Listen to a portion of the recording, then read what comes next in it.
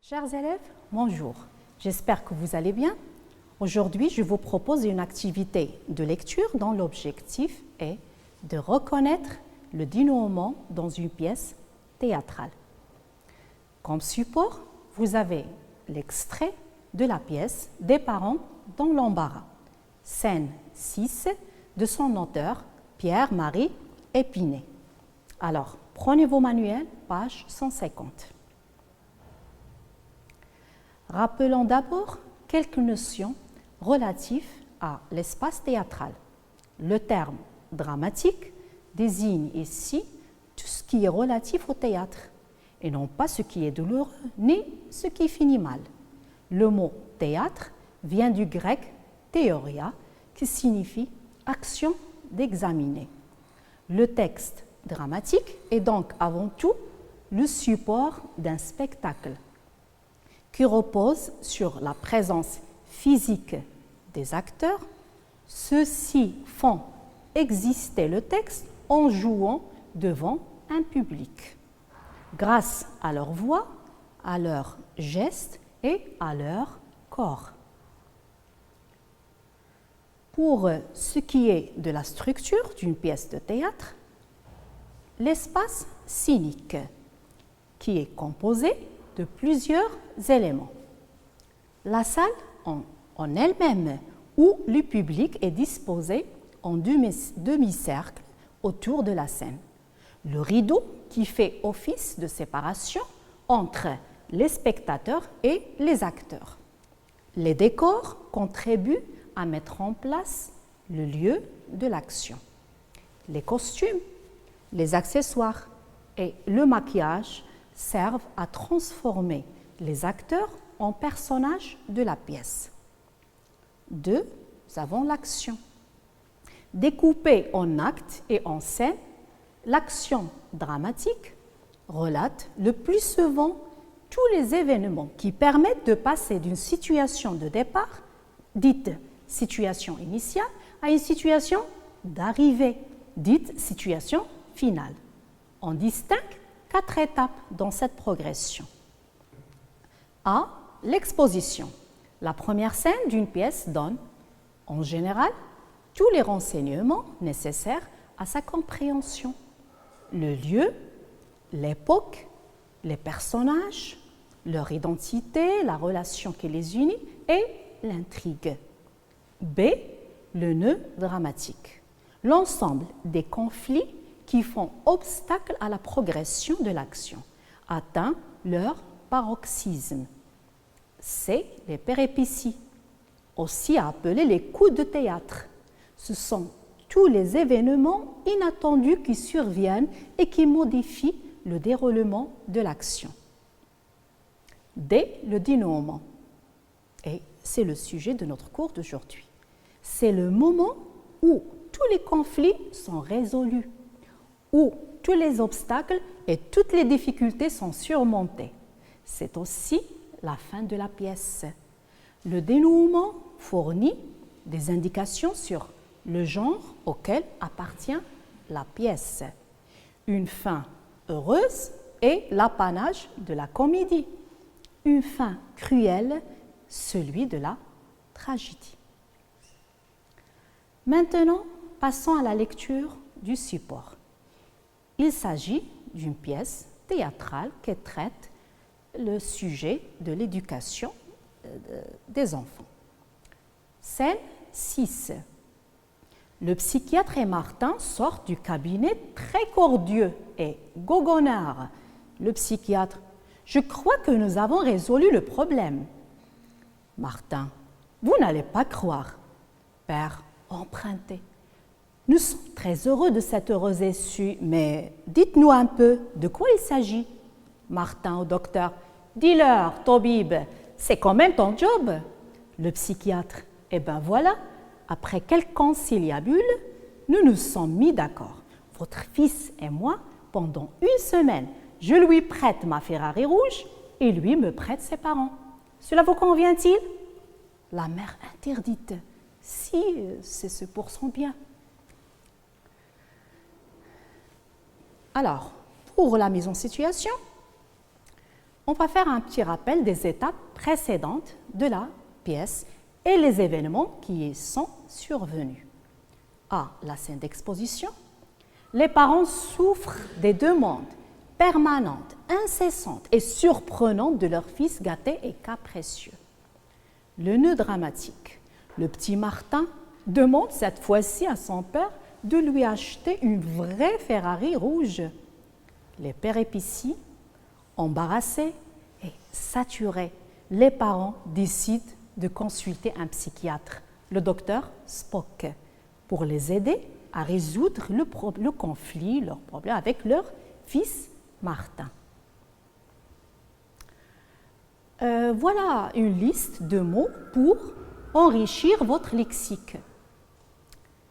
Expression cordiaux, ça veut dire à cœur ouvert.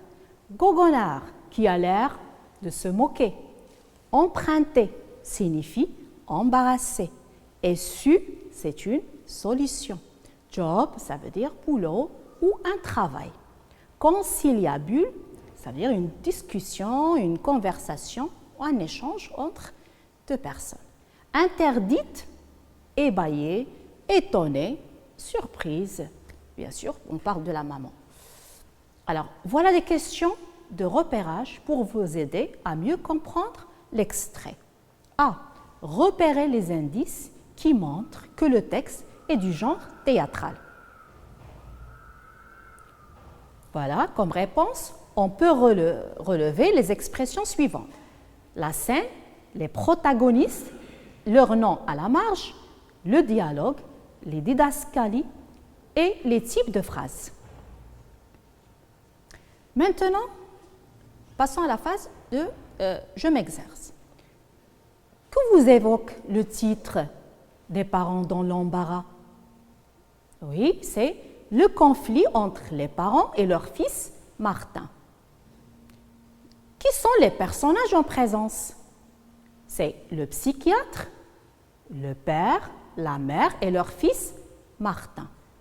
Pour une compréhension globale du document, relisez les didascalies et dégagez. A. Le changement de caractère de Martin, content, cordial, satisfait. La réaction des parents. Le père, il est embarrassé. La mère est complètement étonnée. Je vous invite à relire la scène pour répondre par vrai ou faux aux répliques suivantes. A. Le psychiatre a trouvé une solution. Martin n'est pas satisfait. Le père est content. La mère refuse la solution du docteur. Alors, pour la première réplique, le psychiatre a trouvé une solution. Oui, c'est vrai. Martin n'est pas satisfait. C'est faux. C'est pour la première fois que Martin est satisfait, cordial et content. Le père est content. Donc là, c'est faux parce qu'il est embarrassé. La mère refuse la solution du docteur. Ah, c'est faux, donc alors là, et il est d'accord. Maintenant, relevez du texte le lexique de sentiments. Vous avez trouvé? Voilà. Cordiaux, empruntés, interdits. Quels sont les temps verbaux utilisés dans cet extrait? Oui, nous avons le présent, sorte, je crois, vous n'allez. Nous avons le passé composé, nous avons résolu, nous sommes mis, nous avons l'impératif, dis-leur. Passons à une autre question. Quels sont les personnages dominants dans cette scène? Oui, nous avons le psychiatre et Martin. Ils ont plus de répliques que le père et la mère. Dis-leur, toi, Toubib, c'est quand même ton job. Regardez bien les mots soulignés. À votre avis, à quel registre de langue appartient-il? Au familier ou au courant? Oui, c'est le registre familier. Toubib, ça veut dire docteur. Job, ça veut dire un travail. Alors, maintenant, passons à cette question. Quel type de phrase est utilisé dans le texte? Oui, nous avons la phrase déclarative. Vous n'allez pas croire. Phrase interrogative. Cela vous convient-il? La phrase exclamative. Si c'est pour son bien. Phrase impérative dit l'heure. Alors, quel est l'emplacement de la scène dans la pièce? Voilà, c'est la fin de la pièce. C'est le dénouement. Autrement dit, c'est la baisse de tension ou la résolution du conflit. Et vous remarquez au niveau formel que la scène est brève. Maintenant, relevez dans le texte les termes qui indiquent la fin de la pièce. Voilà. Nous avons résolu le problème. Donc, résoudre le problème, ça fait partie de la scène finale. Heureuse et su, c'est-à-dire une bonne solution. Nous nous sommes mis d'accord. Alors, quelle est la résolution annoncée par le docteur après sa conversation avec Martin? Voilà comme réponse. Les deux protagonistes décident de faire un échange. Je lui prête ma Ferrari et lui me prête ses parents, dit le psychiatre. Question 6. Relevez les points communs entre le psychiatre et Martin. Voilà la réponse. Tous deux sont cordiaux, goguenards. Le docteur est matérialiste, il aime l'argent. Martin est très gâté. Bon, alors, comment trouvez-vous le dénouement de cette pièce? Oui, c'est une fin inattendue. C'est le coup de théâtre. Est-ce qu'on s'attendait à cette fin de scène? À vous de répondre. Que pensez-vous de l'éducation dispensée par ses parents à leur fils Martin? Est-ce qu'ils ont bien éduqué leur fils? Si vous étiez à la place des parents, quelle serait votre réaction? Alors, prenez vos cahiers d'exercice et essayez de bien réfléchir avant de répondre à ces questions. Alors, pour la dernière étape de cette séance, où peut-on situer cette scène par rapport à l'intégralité de la pièce des parents dans l'embarras? Oui, voilà comme réponse. La scène se situe à la fin de la scène, c'est le dénouement. À votre avis, qu'est-ce qu'un dénouement? Le dénouement est un moment capital d'une pièce de théâtre, à partir duquel l'intrigue s'achemine vers son terme, la fin. Elle est donc déclenchée au moyen d'une dernière action, heureuse ou malheureuse, qui achève l'histoire de la pièce. C'est la clôture. Alors, pour s'évaluer, je vous propose cette activité. Pour consolider vos acquis, je vous propose comme tâche finale ce texte à trous à remplir à partir de la rubrique « Je retiens ». Texte à trous. On appelle la scène finale d'une pièce 2. C'est un moment capital 2 à partir duquel s'achemine vers sa fin. L'intrigue est déclenchée au moyen heureuse ou qui achève de la pièce, c'est la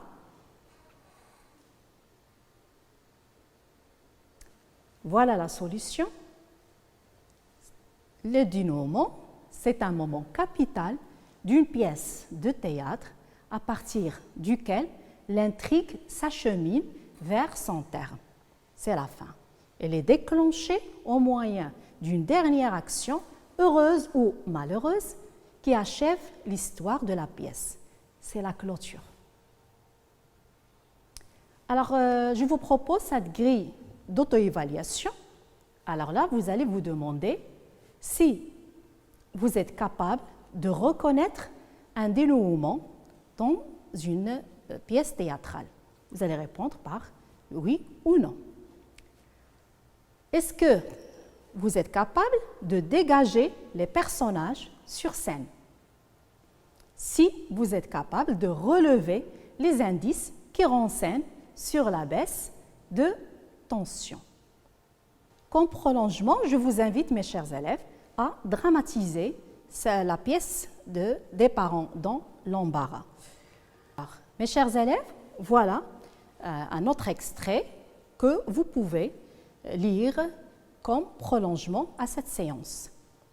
Sous-estimée par les écoliers qui ignorent qui est réellement Madame Chokotova, jusqu'au jour où elle sauve la vie de l'élève le plus arrogant, le plus insolent de la classe, Jean-Édouard.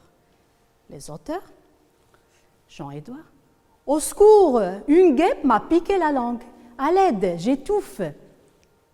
Haletant, il gesticule dans tous les sens et porte ses mains à son cou. Madame Chokotova court rechercher la lame de rasoir qu'elle utilise pour décoller les chewing-gums dans le couloir. L'ensemble des élèves. Burk, c'est dégueulasse, c'est quoi?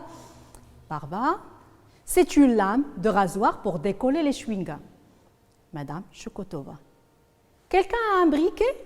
Jean-Édouard, avec un dernier effort, sort son briquet de sa poche et le donne sans bien comprendre pourquoi à Madame Chokotova. Celle-ci utilise le briquet pour désinfecter la lame et d'un geste précis, expérimenté, elle s'apprête à trancher la gorge de Jean-Édouard. L'ensemble de la classe hurle de panique à la vue de cette boucherie, puis, dans un profond silence, un sifflement strident vient rompre le silence. Et visiblement, Jean-Édouard arrive à respirer par le trou que Madame Chokotova a percé dans sa gorge. Amandine, ce n'est quand même pas la première fois que vous faites cela. Madame Chokotova, en Russie, j'étais médecin. Ici, on ne reconnaît pas mon diplôme. Pourquoi alors avez-vous quitté votre pays? Je me suis mis à dos la mafia russe en luttant contre la drogue. Et puis, j'avais quelque chose d'important à enseigner à des élèves belges désœuvrés. Mes chers élèves, la pratique du théâtre constitue un formidable outil de l'apprentissage de la langue. Elle permet d'exprimer l'expression orale et corporelle, la phonétique, la respiration et surtout, ce qui est important, c'est la confiance en soi, la concentration, la spontanéité et l'improvisation, aussi l'observation et l'écriture. Maintenant, je vous laisse visionner une vidéo portant sur la pièce théâtrale Les Fourberies de Scapin de son auteur Molière. J'espère que vous allez passer de bels moments. Au revoir et à la prochaine. Bonjour à tous, aujourd'hui je vais vous parler des Fourberies de Scapin, comédie en 3 actes publiée par Molière en 1671.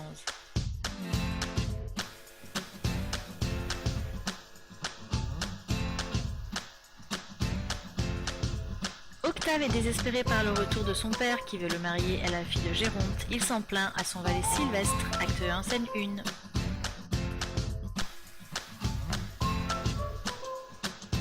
En effet, pendant son absence et sans son autorisation, il s'est marié avec Hyacinthe, dont il est tombé amoureux. Scapin, attendri par les amoureux, décide de les aider. C'est un maître en fourberie.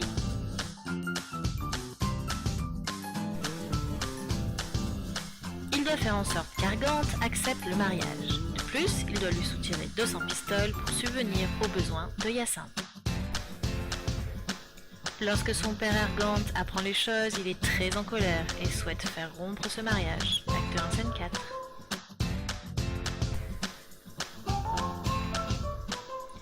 Scapin invente une fourberie, c'est-à-dire une ruse pour tromper Argante et pour lui soutirer de l'argent. Acte 2, scène 5. Il dit que le frère de Hyacinthe accepte de rompre ce mariage pour 200 pistoles, somme qui lui servirait à payer son équipement de soldat.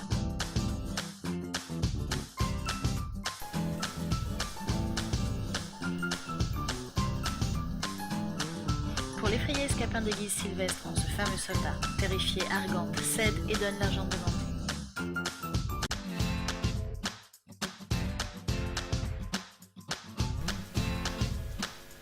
De son côté, Léandre, le fils de Géronte, est tombé amoureux de Zerbinette, une bohémienne.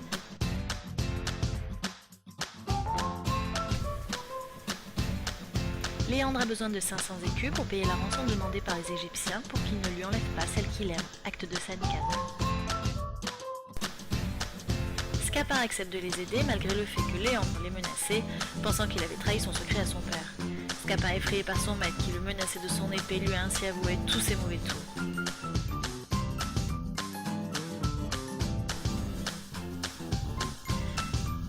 Dans une scène restée célèbre, Scapin invente qu'une galère turque a enlevé Léandre, le fils de Géronte, et que les Turcs ne le rendront que contre une rançon de 500 écus. Acte 2, scène 7.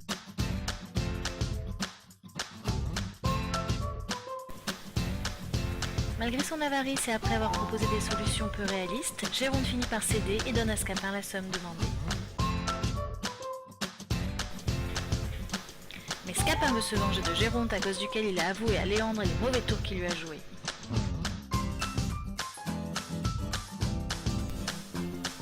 Il lui dit que le frère de Hyacinthe le cherche pour le tuer. En effet, il veut laver son honneur puisque c'est la fille de Géronte qu'il doit épouser Octave et remplacer ainsi sa sœur Hyacinthe. Pour protéger Géronte et le transporter chez lui en toute sécurité, il l'enferme dans un sac et en profite pour lui donner des coups de bâton en imitant l'accent de soldats étrangers. Malheureusement pour Scapin, Géronte sort la tête du sac et découvre la fourberie. Scapin s'enfuit.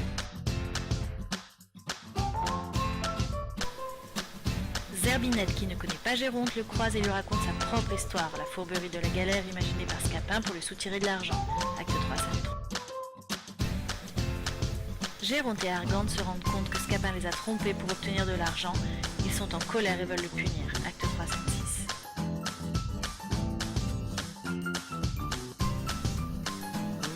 Par un heureux hasard, Hyacinthe s'avère être la fille de Géronte venue de Tarente. Acte 3, scène 7. De son côté, Zerbinette se révèle être la fille d'Argante, enlevée enfant à ses parents. Argante la reconnaît grâce à un bracelet.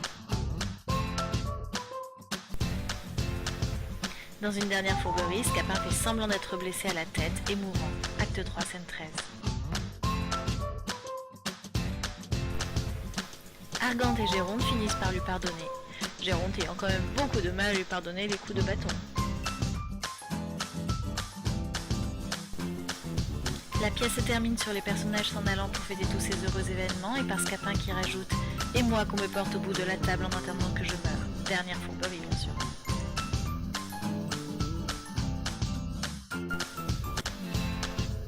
Et voilà, j'espère que cette petite vidéo vous aura plu et vous aura donné envie de lire la pièce et d'autres pièces de Molière, pourquoi pas.